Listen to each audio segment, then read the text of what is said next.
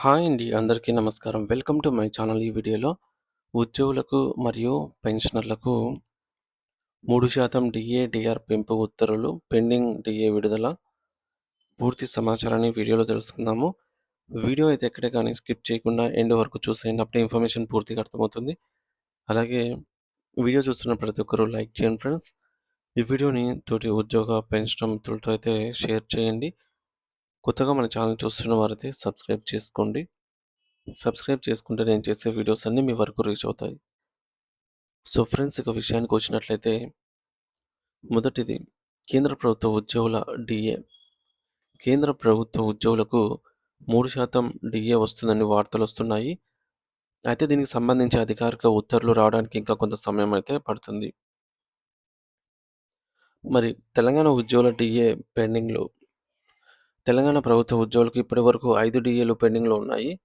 కేంద్రం మరో డీఏ ప్రకటించబోతూ ఉండడంతో తెలంగాణలో పెండింగ్‌లో ఉన్న డీఏల సంఖ్య 6కైతే చేరుకోనుంది. ఏపీలో 5కు చేరుకోనుంది పెండింగ్ డీఏలు. పీఆర్సీ ఆలస్యం. తెలంగాణలో పీఆర్సీ అమలు సుమారుగా 3 సంవత్సరాలు ఆలస్యంగా నడుస్తోంది. ఉద్యోగుల డిమాండ్. పెండింగ్‌లో ఉన్నటువంటి డీఏలు, పీఆర్సీ బకాయిలపై ప్రభుత్వం త్వరగా నిర్ణయం తీసుకోవాలి. మొదట పీఆర్సీని ప్రకటించి, వెంటనే కనీసం 2-3 డీఏలను విడుదల చేయాలి. సీపీఎస్. ఉద్యోగులకు సంబంధించి పెండింగ్ బకాయిలను కూడా వెంటనే చెల్లించాలి.